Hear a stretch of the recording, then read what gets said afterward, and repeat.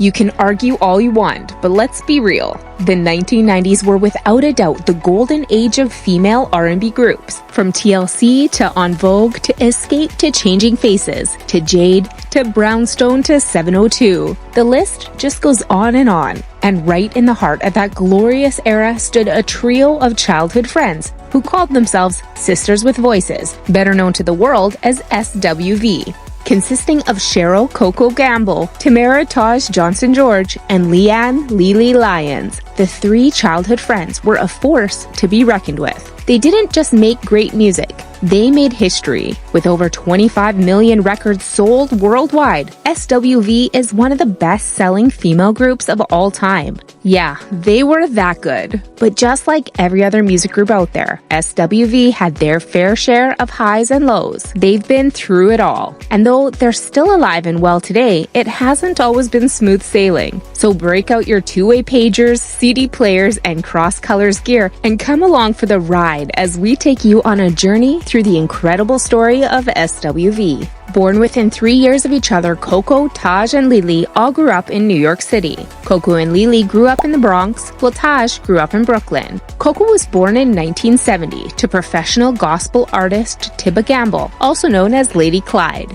Following in her mother's footsteps, she started singing gospel music in the church choir before eventually joining gospel legend Hezekiah Walker's Love Fellowship Crusade Choir, where she started her career as a recording artist. Early on in her childhood, Coco and her family moved to the Bedford-Stuyvesant neighborhood in Brooklyn, and it was around this time that she met Taj. They sang together in the same local choir and grew so fond of each other that they decided to form a group. Besides singing in church, the two were known for randomly singing wherever there was a crowd, whether on a street corner, at school, or in the supermarket. By the time they were young teens, they were already performing together at local talent shows, striving to be like their idols, New Edition. At the time, New Edition was made up of 5 teenage boys who were popular amongst girls their age, including Coco and Taj. In fact, the duo named themselves Female Edition in honor of their idols. According to Taj, the main reason that they actually named themselves Female Edition in the first place was with the hope that they would build up enough buzz with the name, and New Edition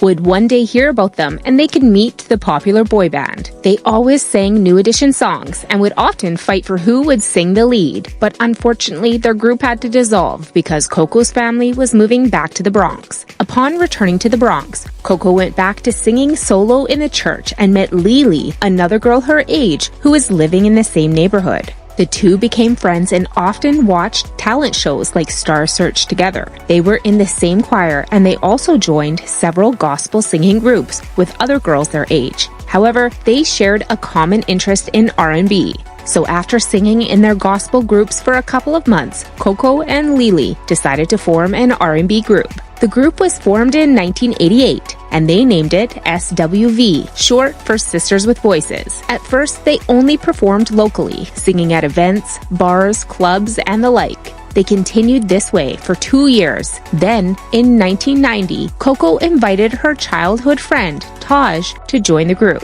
The trio continued to perform locally within New York City with their manager, Maureen Singleton, securing gigs for them.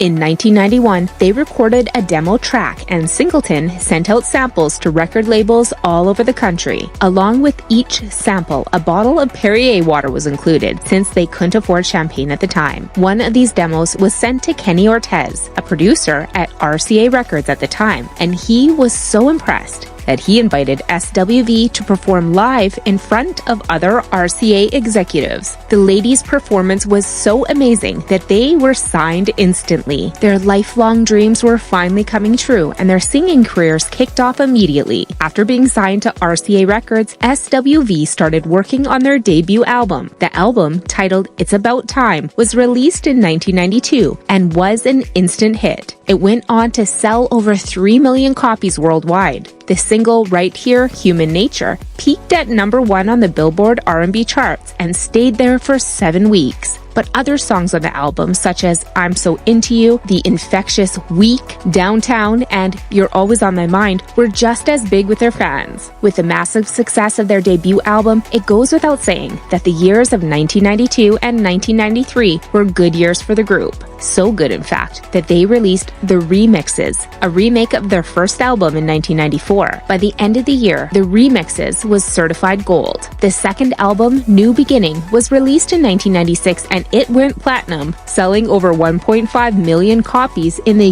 US alone. Their third album, Release Some Tension, was released in 1997 and achieved gold certified status. Later that same year, SWV released a fourth album, A Special Christmas, which included both covers and original tracks. But none of their albums would come close to the success of their debut album. In fact, the album sales declined with each new release. But that wasn't the only thing that was declining. Their bond as a group and as friends was also suffering, which ultimately caused SWV to split up. After being together for roughly 8 years, the group announced that they were breaking up. And of course, the news broke everyone's heart. But the ladies were battling several issues, including interpersonal differences. They explained that they had communication issues, argued and fought over everything, didn't get along so well anymore, and their friendships were deteriorating, which affected their willingness to keep working together. After SWV separated, Coco, Taj, and Lily went on to pursue their different interests. Coco landed a recording deal with RCA Records and launched her solo career. Her first solo album, Hot Coco, was released in 1999, and by 2001, she was working on her second. There were several singles in between, but none of her projects were as successful as any of SWV's. Her most successful single, Sunshine, peaked at number 40 on the Billboard R&B charts. Her second album, Music Doll, should have dropped in 2001, but RCA Records shelved it, so she decided to concentrate on other aspects of her life. She recorded a track with her mother in 2001, and in 2003, she appeared on Youthful Praise's gospel album, Thank You for the Change, singing the lead on the single Up There. Afterwards, she decided to focus on her family and got married to Mike Clemens, aka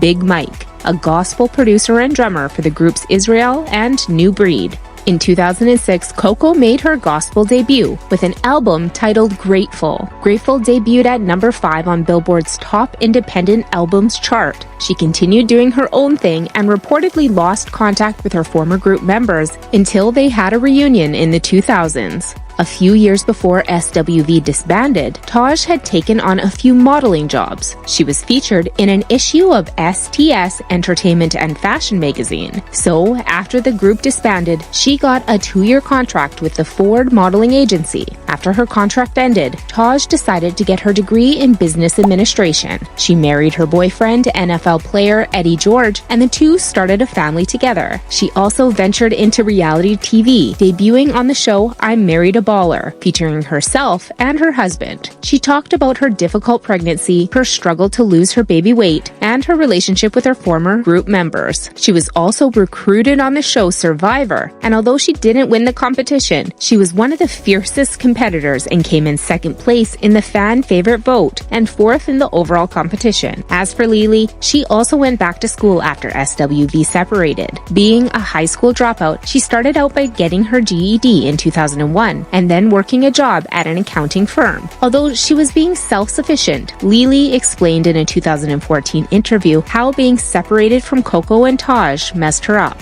In her words, she got depressed, was all over the place, had no drive, and suffered from an identity crisis. In 2019, she went all out with her autobiography titled, I Regret the Day I Lost My Virginity. You Are Not Your Past. The book contained personal experiences in great detail, and some things made a lot of people uncomfortable. She also launched a clothing line, Cutie in a Hoodie, solely for women who loved the comfort of a hoodie. SWV reunited for the first time in 2005, and they announced that they would record an album the following year. However, that didn't happen. They made a few more public appearances together over the years, but it wasn't until 2011 that they actually started working on another album. They signed a recording deal with Mass Appeal Entertainment and E1 Entertainment, and they released their 5th studio album, I Missed Us, in 2012. The album didn't do well at first, but after promoting it on The Wendy Williams Show, it climbed to number 1 on the iTunes R&B albums chart.